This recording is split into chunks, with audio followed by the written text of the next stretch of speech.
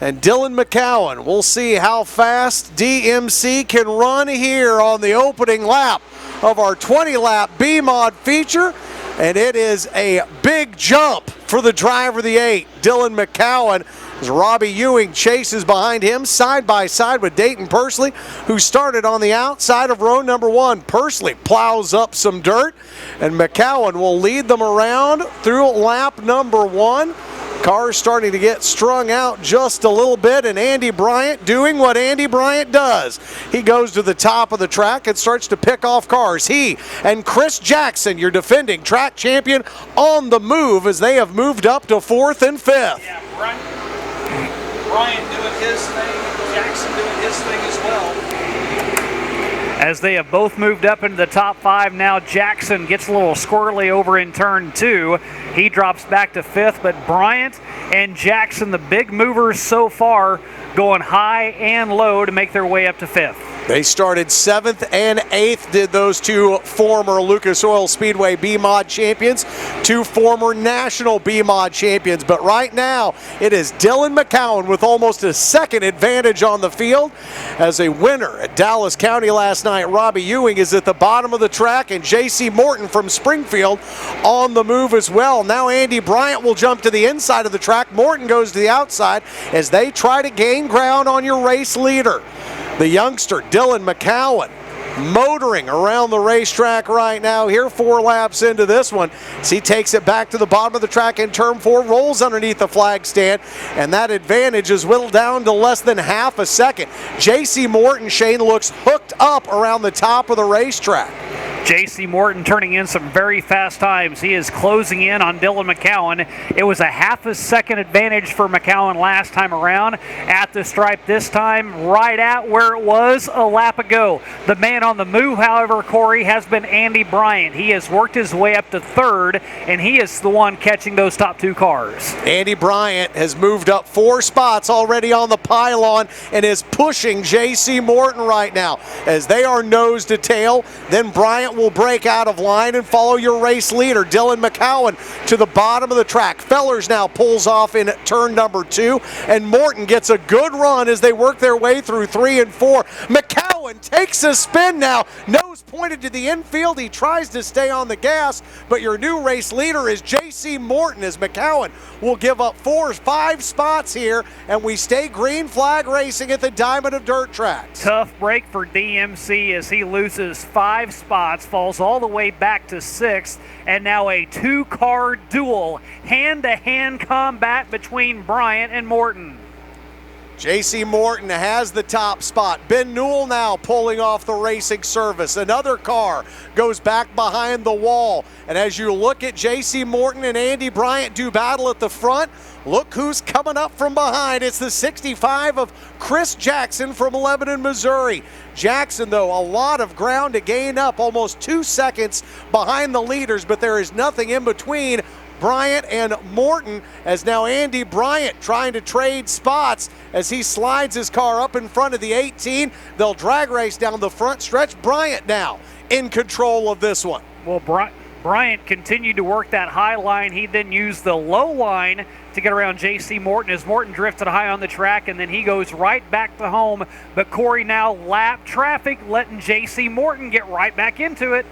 That lap traffic may also play into the distance that the 65 has to make up. Chris Jackson was your national points champion a year ago. Right now, though, Andy Bryant has 2 cars that he's going to try and put a lap down here with Wesley Briggs and Bryce Gottschall, a couple of cars that made their way in through one of our 2B features. J.C. Morton follows right behind him as they get around Fritter and try to make their way around the 28 and the 46. Another car into the infield. This time it's one of our 2 youngsters that started in the front row. Dayton Pursley slides into the grass, and the caution lights will come on. He'll set the pace here now with cars fanning out behind him. Bryant puts his foot to the floor, watches the green flag go up in the air, and Bryant barrels around the racetrack through 1 and 2. Jackson high up on the racetrack, tries to sling it off the top of turn 2. J.C. Morton pulls up along the inside of Andy Bryant, your race leader. Bryant slides up in the top of the turn. That'll open the door, and Morton Motors to the lead now. J.C. Morton at the bottom, Bryant at the top, and Chris Jackson and a slew of other race cars. Isaacs, Turner, and Robbie Ewing all go to the bottom of the racetrack, and Dylan McCowan now, Shane, trying to get some spots back after he started in the front of this one and got shuffled back after that turn 4 spin. Boy, Chris Jackson with his own bottom. He lost a lot of ground. Gives up a spot to Isaacs. Now Turner looks to the inside. Eric Turner in the 99 takes over that 4th spot. All in the meantime, J.C. Morton still with a good cushion over Andy Bryant of 4 car lengths with 4 laps left. 0.7 of a second, the advantage between the racer from Springfield, Missouri, over the fast car from Fort Scott, Kansas. J.C. Morton and Andy Bryant up in front, and then a big gap back to Lucas Isaacs, who is putting on a show here tonight. Isaacs fires off a turn number 4, Turner in tow, back to Chris Jackson. They run 1, 2, 3, 4, 5. Dylan McCowan and Robbie Ewing trying to jump up into that top 5, but to do it, they'll have to get around the defending track champion. Jackson trying to slam the door shut. See Dayton Pursley down in the infield, and now the 83 pulls into the infield as well. J.C. Newell off the track and off the pace. Andy Bryant right now, though, not being able to gain any ground on J.C. Morton. They will take a similar line through 3 and 4. Morton mashes down on it with 1 lap to go. Morton goes to the bottom in turns 1 and 2. Andy Bryant, can he get a run off of 2? No. Morton, a good advantage again here. But we've got a car off the pace pointing up the track. Morton comes off the top of turn number 4. J.C. Morton able to hold on. Let's try this one again as Caden Cornell off of turn number 4. Much better start for the tandem up front as Brad Looney sticks to the high side. Caden Cornell stays down low. The Capital Kid, Tucker Cox to the inside, and all of a sudden it is a 2-car battle up front, side by side as Looney to the inside. Cornell rim right into the outside, stacked up 3 wide, back behind them as the top 3 are all spread out. Then it's the 14W now to the inside of Dustin Walker, getting around Sean Strong. The Hammer Cole Henson looking to the inside of Matt Becker as he is set anchor. Becker started outside row 2, and he is dropping spot after spot as the top 2 are starting to check out. Your race winner a week ago, Johnny Fennewald, just mired back in traffic behind Becker, behind Ferris, behind the Hammer. But it is clean sailing right now out in front for your 3-time most popular driver here at the Diamond of Dirt tracks. That is Caden Cornell. He set the fast time on the iRacing simulators tonight. He's going to try and set a fast time here tonight as well in your Warsaw Auto Marine and RV ULMA Late Model feature. That time around, Shane, he enjoys a 1.3 second advantage over the racer from Republic, Brad Looney. Well, if you give him a good starting spot, he can stink up a show. He was scheduled to start outside row 1 last week, had some starter and ignition issues, unable to keep it fired during the parade laps, had to go back to the hot pit area, get that fixed. They gave him a lap or 2 to be able to do so. That put him in the back of the field, and he still worked his way up to a good finish as he finished in the top 5, but that allowed Johnny Fennewald to grab the win, and now he starts on the front row in week 3, and 6 laps in, he has built up almost a 2-second advantage over Brad Looney, and he is about a lap and a half or 2 laps away from catching up with the first lap car, which is John Aitken.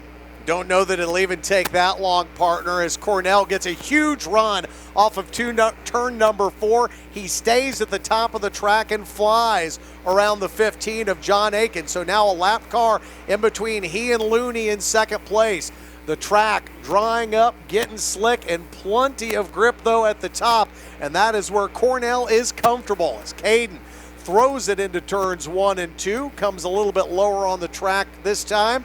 And the next car he'll try and put a lap down is the 16 of Ashley Lancaster. Lancaster next in line. Walt Imhoff will be the next after that, and Lancaster just barely gives Caden Cornell enough room to work to the outside. Whenever he passed John Aitken, Aitken almost squeezed him up a little too high over on turn 4 as well once they got to the straightaway. Lancaster almost did the same thing. Now Walt Imhoff has the line that Caden Cornell likes to run, so Caden's going to have to change go to the inside trying to work around the 69. We'll see if that plays in anything, and I think it does, because you've already seen it took a little extra time for Cornell to get around Lancaster, and he still hasn't done it yet as he slides high.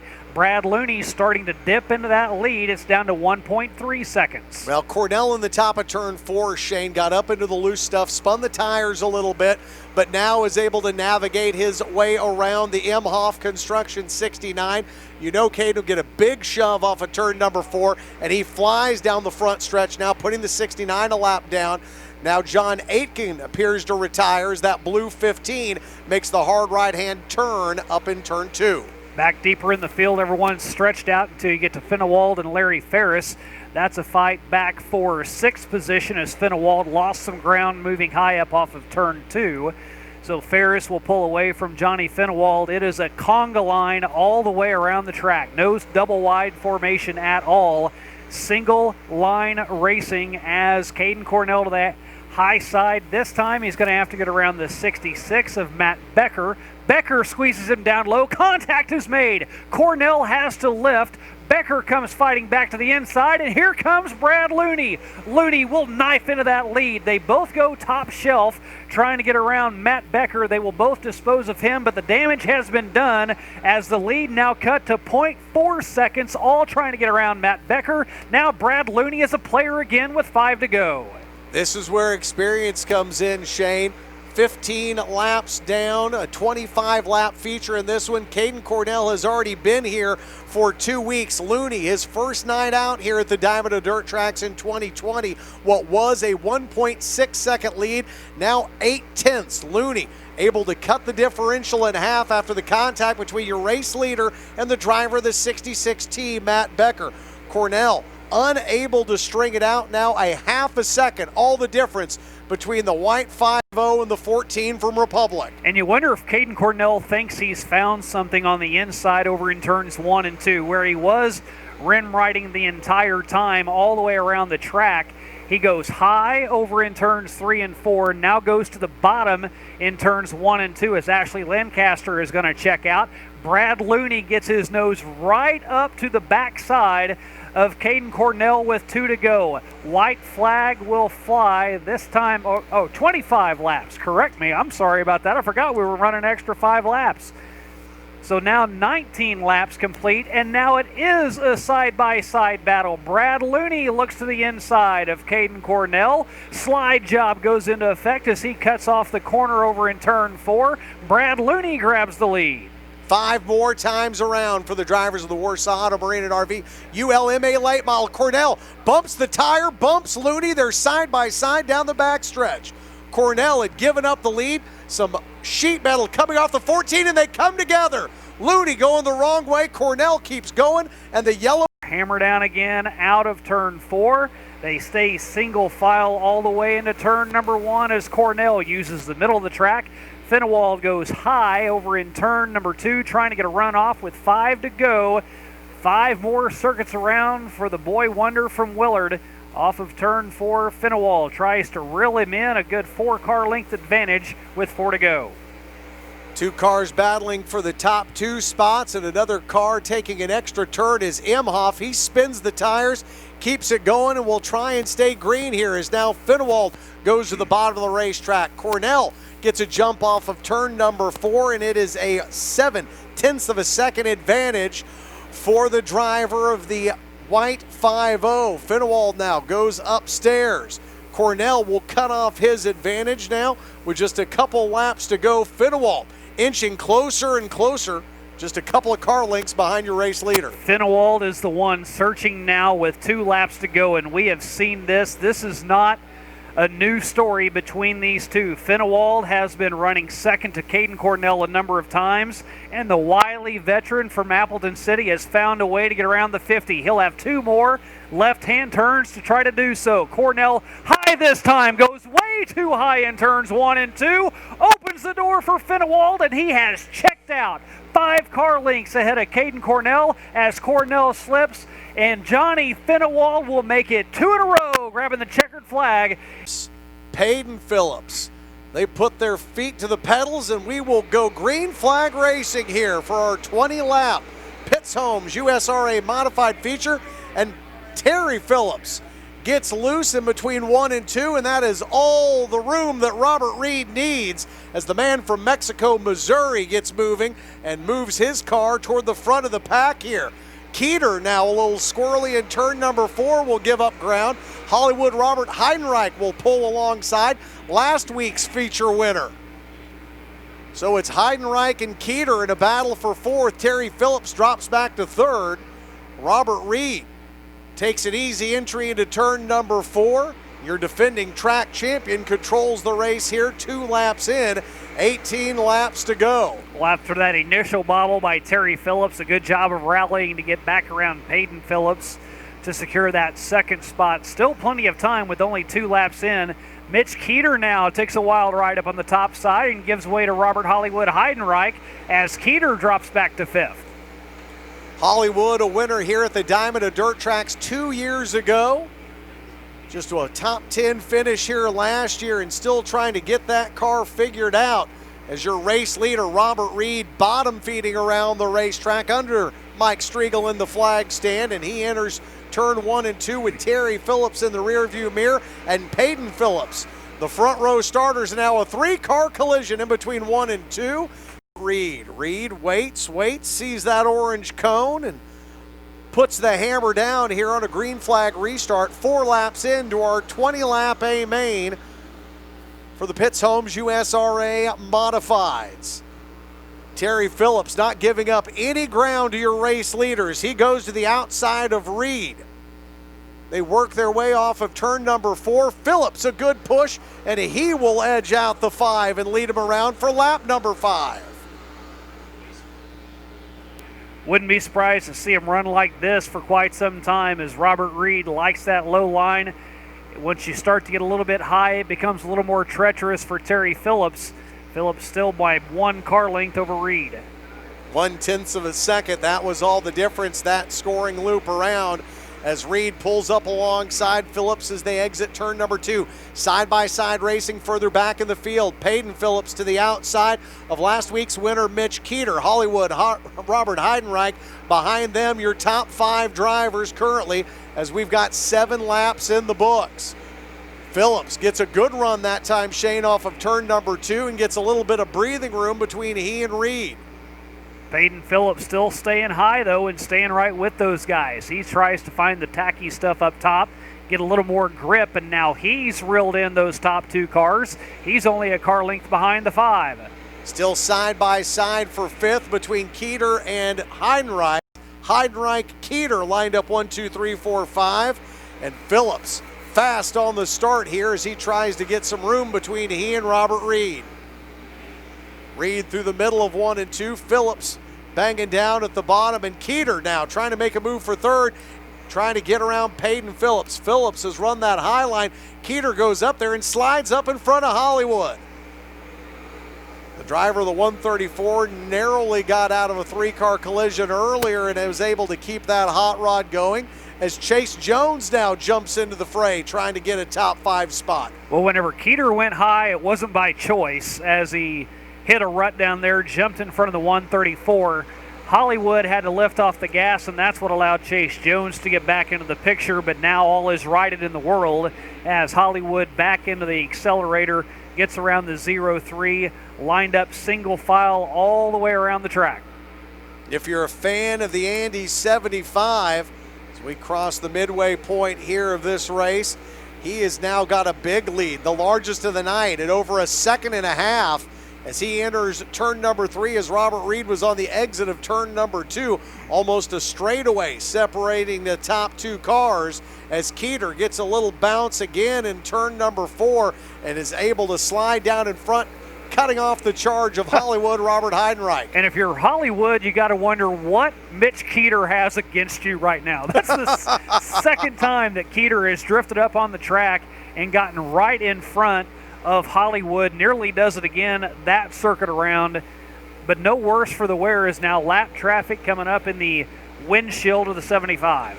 Well, and Terry Phillips won't like to see it, but Robert Reed and Peyton Phillips might. 2.5 seconds the advantage for Phillips the last time around, but now he'll start trying to put cars a lap down, starting with Khalid Graham, the Joplin, Missouri driver, and the 2+12.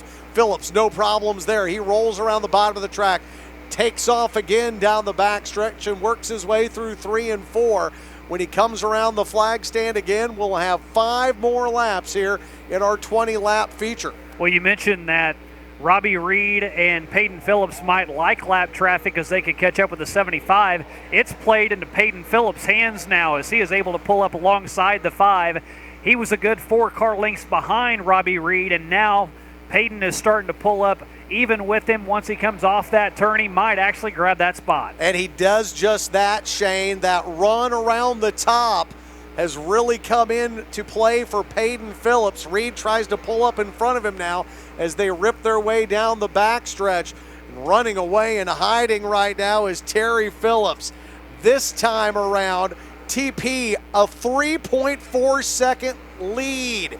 He is just killing it right now, pulling out in front, and all the action is back behind him. A huge gap between Phillips, Reed and Phillips running for second and third, and then all the way back, Keeter and Jones have gotten around Robert Heidenreich. Next time around for Terry Phillips, it'll be the white flag lap. We talked about it early on in this one, a USMTS race here on a Wednesday night. Phillips wanting to come out and get the feel for the track before the National Touring Series makes its way back to Wheatland. And his lead now 4 seconds. Reed now gets the edge again on Peyton Phillips as they come off of turn number 2. There is no question who is first. The only question is second. Terry Phillips is your race winner tonight here at the Diamond of Dirt Tracks. And at the line, it's a close one, but Robert Reed holds on. King of the Hill 2 weeks in a row. Can anyone knock him off his perch? Up front, Reggie Jackson and Zach Zeigen will try to do so as the green flag flies, and we're underway. Our final feature here in week 3. Zach Zeigen last week had a rough go of it. Had a second place finish in week 1. Now he pulls to the inside of Reggie Jackson as they're side by side. Zeigen drifts up on the track. Reggie Jackson will get around him, keep that top spot, but as Zeigen drifted up, Derek Brown peeks to the inside. He'll fight for second. Now Tony Anglin has cleared a couple of spots. He's worked his way up to 4th. As they're 1 through 4, single file. Tony Anglin the first to break formation to the outside, trying to get a run around Derek Brown and Zach Zeigen, trying to kill 2 birds with 1 stone. 3 across as they go underneath the flag stand. Anglin to the outside, Brown to the inside, and Zeigen's going to lose 2 spots, falling back to 4th. Anglin, Shane, has had the luxury of watching the features before this one, and that top shelf run has come in for these drivers, and he has now used it to wheel around not 1 but 2 cars and try to work his way up to the back bumper of Reggie Jackson. The driver, the 356, still leading in this one. Side-by-side racing back for 4th now between Brown and Zeigen as the G1 goes to the top of the track again, gets a good run off of 4 and tries to inch closer, just 0.5 of a second behind your race leader, Jackson. Lots of action going on up front as England starts to reel in Reggie Jackson for that top spot. Zeigen's fallen back to 4th. Toby Otta's all alone back in 5th. Cody Frazon in 6th. Then it's 2 wide action back behind that. How about the mood by Ted Welshmeyer? He has worked his way up all the way to 7th right now as a car slow on the out in front. 2 wide back behind him. Green flag is in the air. And we are back underway. Derek Brown looks to the inside of Reggie Jackson. Anglin to the outside of him. Anglin keeps that second spot. He stays way on high on the track. In turns 3 and 4 will get a run. Tries to peek to the outside of Reggie Jackson. Jackson slams the door shut and then goes to the inside as Anglin continues around the outside.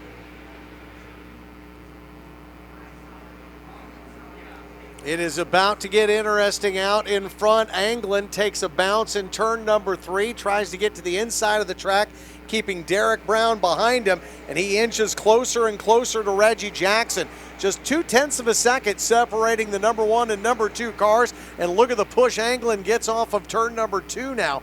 as he tries to reel in the 356 with a two-time race winner already this season behind him in Derek Brown, and your two-time track champion in Toby Ott making the top 4.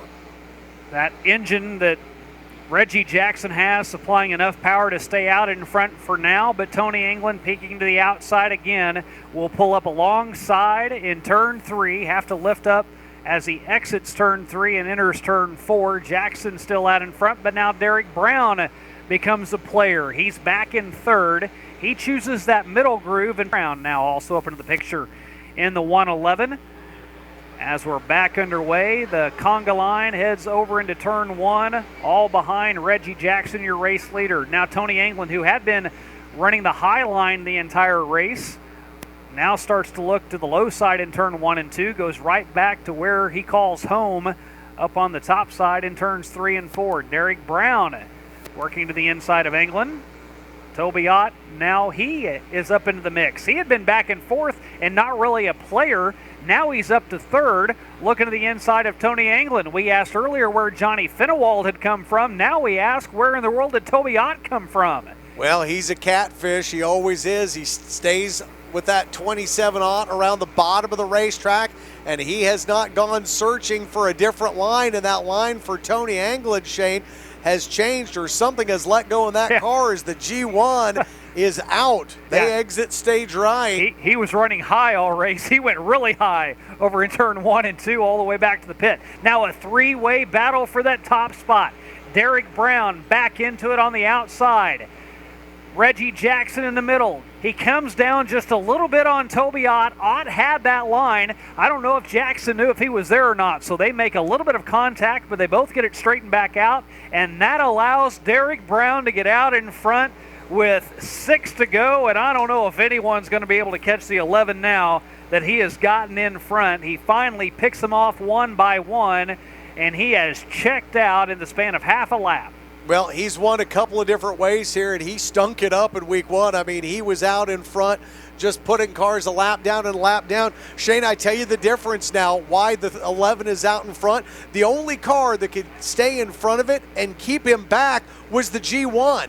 The moment whatever let go and England's car let go and he went up and out, that was all Derek Brown needed. Now he is eyeing 3 straight wins to start the 2020 race season with a 1.4 second lead over Jackson and Ott. And is that just not the story for this O'Reilly Auto Parts Street Stock Division, as a spinner well right now for the number 19 as he gets into the back of Tim Brown on the start. Some contact between the 111 and the 19.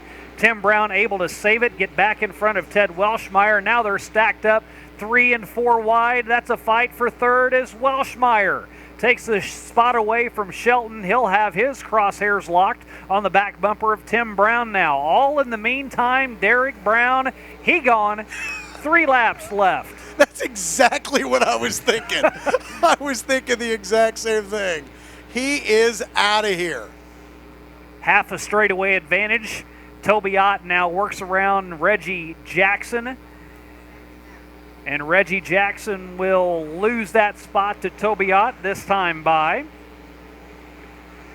As Derek Brown continues to build out on that lead. Good fight for second. Brown stays right with Toby Ott to the inside. White flag will come out this time around. No real competition at all for Derek Brown. Derek, the Stoutland native, the Double B Cattle Company and Coleman Hardware TJR chassis ride, a half a straightaway advantage. He will pick up win number 3 if nothing goes wrong in the final half lap. Toby Ott works up to second. Now Tim Brown looks to the outside of Reggie Jackson as Derek Brown wins race number 3 of the season. Toby Ott second.